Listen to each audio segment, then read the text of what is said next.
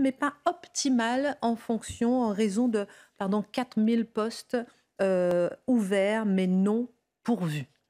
C'est la rentrée de tous les dangers. Qu'est-ce qui se passe Cas, le concrètement? ministre, il a bien progressé en langue de bois, convenable mais pas optimale. Bon, qu'est-ce que ça veut dire? Ça veut dire que, en fait, pour face au manque de professeurs, l'État a dû recruter dans l'urgence 4000 contractuels et les former en 4 jours. Alors évidemment, ça n'a pas fait tellement plaisir aux gens qui sont titulaires, c'est-à-dire qui ont passé et réussi des concours. Ceux-là regardent ces contractuels recrutés et formés en 4 jours d'un mauvais œil. Certains porte-parole syndicaux ont même été jusqu'à dire et comparer est-ce qu'on recruterait un chirurgien, est-ce qu'on recruterait un pilote d'avion en 4 jours. Bon, c'est sans doute un peu excessif parce qu'il y avait quand même un problème, il fallait le résoudre. Et grosso modo, voilà, on a bouché les trous. Toute la question est de savoir si on a mis des adultes capables de tenir des classes ou si on a vraiment recruté des professeurs. En tout cas, on est sûr que c'est une solution provisoire. Emmanuel Macron a volé un peu au secours de son ministre. Il a assisté à la réunion de rentrée devant les recteurs d'académie le 25 août dernier en Sorbonne. Et il a dit finalement, moi je pense que j'ai des solutions de long terme à ce problème. Ces solutions tiennent en 2 points. Alors le premier, c'est une revalorisation salariale. À l'avenir, il n'y aura plus de professeurs en France qui gagneront moins de 2000 euros net par mois. Après tout, on ne peut qu'être d'accord avec ça. Et c'est un peu du bon sens. Et le deuxième point, par contre, est nettement plus questionnant, on va dire. Je cite le président de la République. On a demandé des diplômes universitaires excessifs. Il faut assumer que des gens s'engagent dès le bac dans ce beau métier. Autrement dit, avec le bac, on pourra pas directement exercer le métier d'enseignant, mais on pourra dorénavant sans doute passer des concours pour devenir enseignant. En tout cas, c'est ce qui se dessine. Alors, en proposant à la fois d'augmenter les enseignants débutants et d'abaisser le niveau minimum académique requis pour les recruter, est-ce que le président cherche vraiment à résoudre le problème à la racine, à la base? En tout cas, Emmanuel Macron se souvient sans doute de 2008 et que le problème du recrutement des enseignants s'est un peu cristallisé en 2008. Pourquoi en 2008? Parce qu'à ce moment-là, l'Union européenne a demandé à la France à harmoniser le niveau de recrutement des enseignants pour qu'il soit comparable en France à ce qu'il était en Europe. Et donc à arriver à un niveau de master, d'où on parle de masterisation. Donc avant 2008, on pouvait avoir un bac plus 3, une licence, et se présenter à l'agrégation au CAPES. À partir de 2008, il a fallu avoir un bac plus 4.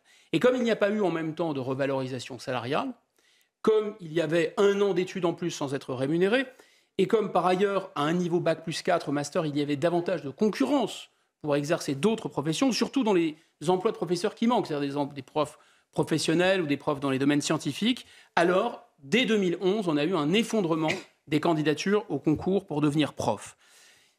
Donc la solution que préconise Emmanuel Macron semble assez radicale. Effectivement, on va diminuer, donc rectifier ce problème. On avait élevé le niveau, ça a posé un problème. On va baisser le niveau et simultanément monter la rémunération. Mais on peut imaginer, on ne connaît pas encore les contours de cette réforme qui vient, que c'est à la fois la durée de formation, le niveau de formation pour rentrer, mais le niveau de formation de sortie. On ne va pas être recruté on ne va pas devenir professeur quand on a un bac. On va pouvoir rentrer dans un processus pour être formé à être professeur. Et donc, sans doute, il y aura un niveau bac plus 3 pour être professeur. Donc, la durée sera plus courte. Aujourd'hui, c'est bac plus 4 minimum, bac plus 5, si on compte l'IUFM. Et puis, le contenu de la formation va sans doute changer. Aujourd'hui, un professeur, classiquement, il va, prof de maths, prof de littérature, prof d'anglais, il va à l'université, il se forme dans sa discipline, il acquit une certaine maîtrise dans sa discipline, et puis il se porte candidat à un concours, il réussit ce concours, et ensuite, il est formé à la pédagogie. Donc, il y a 80% de sa formation qui est la formation dans une discipline, et 20% à la pédagogie. Et là, probablement, si on se fait un peu l'avocat du diable pour défendre ces projets de réforme, ça va sans doute inverser les proportions, en tout cas modifier les proportions. Formation plus courte, on imagine que les professeurs seront moins spécialisés, maîtriseront moins un domaine. Donc ce seront davantage des professeurs polyvalents. Alors, comme au Danemark, vous avez des professeurs qui ont à la fois des profs de maths et des profs de gym. Alors, quand il y a des professeurs qui manquent, évidemment, c'est plus pratique. Deuxièmement, eh bien, compte tenu des problèmes de discipline, d'attention des élèves dans les classes, le fait qu'ils soient mieux formés à la pédagogie, qu'ils soient devenus des spécialistes un peu de la transmission des connaissances, ça pourrait peut-être améliorer le tableau. On va leur demander demain, d'ailleurs, parce qu'il va y avoir une autonomie des établissements, des projets, des initiatives, ils vont devenir des coachs en quelque sorte. Voilà, donc c'est vraiment une autre philosophie complète. Non, mais c'est vrai qu'on se pose beaucoup de questions devant les problèmes de pénurie de personnel et vrai que ça entraîne toute une succession de questions. Et justement, est-ce que ces mesures risquent de résoudre ou bien d'aggraver le problème? C'est la question qu'on a envie de se poser en voyant tout ça. Ça dépend de quel côté on se place. Si on se place du côté disons, d'un problème managérial, technique, statistique même, ça va résoudre probablement le problème de pénurie de ressources humaines. Il va y avoir suffisamment de profs parce qu'ils seront mieux payés et moins bien formés. Mais si on se pose le problème de la question de la crise des vocations, et vocation, c'est un terme très éclairant, parce que vocation, c'est un terme à l'origine religieux, on est appelé à. Et il faut sans doute se rappeler qu'en France, les métiers de vocation, les militaires, des policiers, ils ont à voir un peu avec l'Ancien Régime. Les militaires et les policiers sont les héritiers, par exemple, de la noblesse. Et donc, ils ont un prestige, ils ne sont pas très bien payés, mais ils ont un prestige et un statut social. Les enseignants et les médecins, pendant longtemps, la médecine et la transmission des connaissances, c'était le fait de l'Église. Donc, eux, ce sont les héritiers des clercs. Donc, ils ont une mission quasiment sacrée. Alors j'exagère à peine. En réalité, quand vous vous souvenez de cette formule de Victor Hugo, qui est magnifique, qui dit ouvrir une école, c'est former une prison. Pendant très longtemps, en France, on a moins bien payé les profs, mais ça marchait quand même, parce qu'il y avait une mission sacrée. Parce que quand on a une mission aussi importante que d'élever le niveau des élèves qu'on a devant nous, mais en plus d'élever le niveau de la patrie, et voire d'élever le niveau général de l'humanité, on est très motivé. Et on pourrait dresser un parallèle entre la crise de recrutement des prêtres. Est-ce qu'en augmentant le traitement des prêtres, on recrutera plus de prêtres? Ben non, si les gens n'ont plus la foi, c'est parce que vous les payez davantage qu'ils vont venir davantage. Et donc là, il y a bien une sorte de crise, en quelque sorte, de sens.